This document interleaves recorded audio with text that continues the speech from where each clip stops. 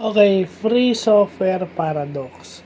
So ito yung paradox na nagne-negate o nagka-counter do sa mga economic models na kailangan mo ng bayad in order to develop something. Diba? So yun ang ibig sabihin yan. So later on na natin ano yung mga motivations ng free software paradox. Kasama yan. And thankful tayo na bago matapos yung 2025, napag-aralan natin yan. Kasi moving forward into 2026, magandang baon natin yan.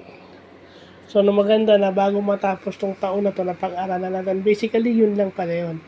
Pero hahatiin na, may ano pa yan may kasunod pa to, yung, yung mga motivations nito na pwede na mamaya. Mamaya na natin anuhin. So, short video muna to, baka mamaya mahaba-haba. So, yun lang pa.